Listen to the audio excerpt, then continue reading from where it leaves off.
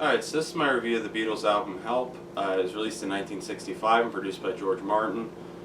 I don't exactly remember when I bought this album first. It would have been sometime before 2009 because it's not one of the reissue ones.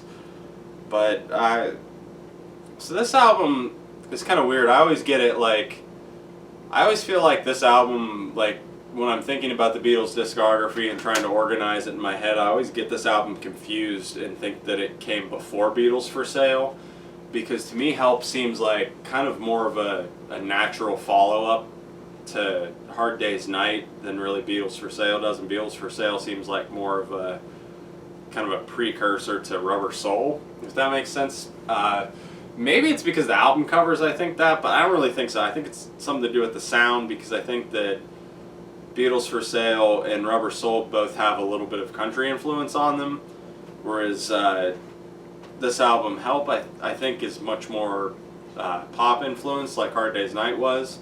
There is a kind of country influence on here with the Act Naturally, but most of the songs on here remind me a little bit more of the stuff that was on Hard Day's Night than the originals that were on Beatles for Sale. So I get them confused in the order they came out in. Anyway, that's kind of rambling. I listened to this album before I went to work today, and I'm filming the review after work, so I'm a little bit tired and finding it kind of hard to focus, but just didn't have time to do it before. So anyway, as far as the songs go, the first song, Help, obviously it's not much use really talking about that song a lot, probably because everybody's probably heard it. It's a great song, great way to open the album. Just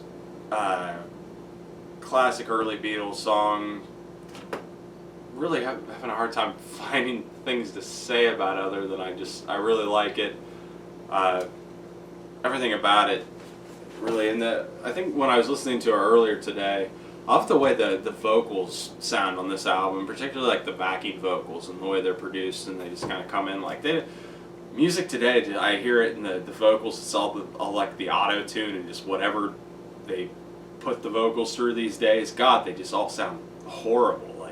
People need to go back to listen to these albums and no, this is how you produce a record, people. Anyway, the second song, The Night Before, another one I really like. It's really, really catchy. Still got the song kind of stuck in my head. Not a whole lot to say about it, but just another great, really catchy song. The third song, You've Got to Hide Your Love Away. It's kind of more of an acoustic, kind of pretty song, but I really like it. I think that the guitars on it actually sound really cool. I think just the way they sound, and John's vocal sounds great. Another really cool song. I almost though there's a cover version of it that the Beach Boys did on their album Party, and Dennis Wilson sings it. And I'm just a huge sucker for Dennis Wilson's voice, especially his early voice before it got as rough as it would later. But I almost think that Dennis sings it a little bit better than John, so I kind of like their version better, which is probably blasphemy, but yeah. The fourth song, I Need You, George song. I've always really liked this song. I think the guitar, whatever, I'm not sure what they're doing with that there. I think maybe it's, I read something about it earlier, I want to say something like volume pedal maybe, but I can't remember what it was now. But the guitar sounds really cool. I like the song. I kind of think George is a little bit underrated early on as a songwriter. I don't know. I don't think his songs are any less clumsy than some of the earlier clumsy Lennon McCartney ones, really. I think he does fine. The fifth song, Another Girl, not really my favorite song on the album. Nothing wrong with it. Just kind of, I don't know. It's catchy, but that's pretty much all I can think to say about it. The sixth song, You're Gonna Lose That Girl.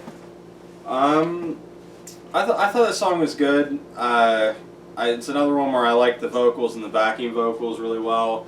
And I thought the production on it is really good. I like how there's drums and then like the bongos too. I thought that added a lot of like energy to the song, and I liked it. Um, the seventh song, "Ticket to Ride," another song like "Help," where it's just kind of a classic, and I don't feel like there's much use saying about it or anything about it, or too much really, because just everything, the guitar on it, the drums, the vocals, all of it's just so like iconic that pretty much everybody's heard it. But great song. The eighth song, "Act Naturally," is one of the cover songs in the album. It's the Ringo song. The one I mentioned, it's definitely, I think it was a country, I'm pretty sure it was a Buck Owens song before they recorded it. But I really like it. I like the George's lead parts on it. I think he actually is pretty good at playing that style in his own kind of unique way. I love Ringo's vocal on it. I think it really suits him. I've said before, I'm a fan of the Ringo songs, and I know a lot of people aren't.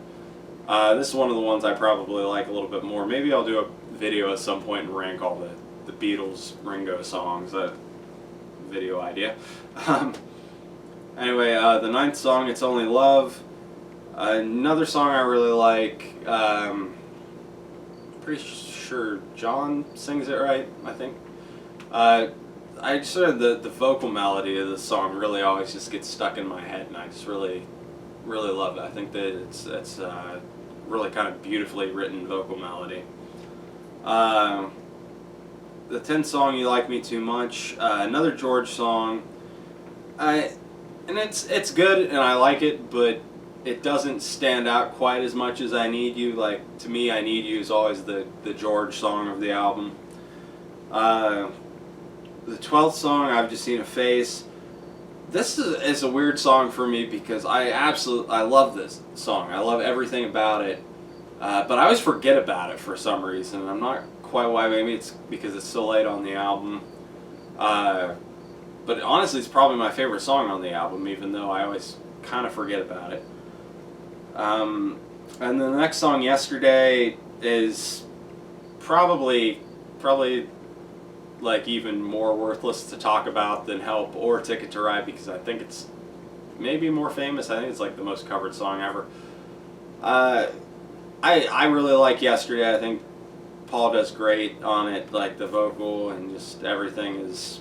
It's a great song, but maybe not quite sure why it's covered so much. But I don't know. It's a great song, and I honestly kind of think that they maybe should have just ended the album right there, because the final song, "Dizzy Miss Lizzy," and the other cover on the album, it's fine. It's cool to hear them, do another early rock song like that, and I like the way they play those songs, but it was just after everything that came else on this album, it's a little bit underwhelming, especially as the closing track on the album. I kind of think that they probably should have just ended it at "Yesterday." So for that ranking of the album, this one was really hard. Thinking about it now, I kind of want to give it a 5 out of 5. I wrote down 4 out of 5 earlier. I'm going to go with that because I drank like 2 beers before I did this review, so I might be in a better mood now than what I was when I listened to it, and that might be affecting that. I'd say it's probably a 4 out of 5 for me. Definitely one of their best early albums, but I honestly, like,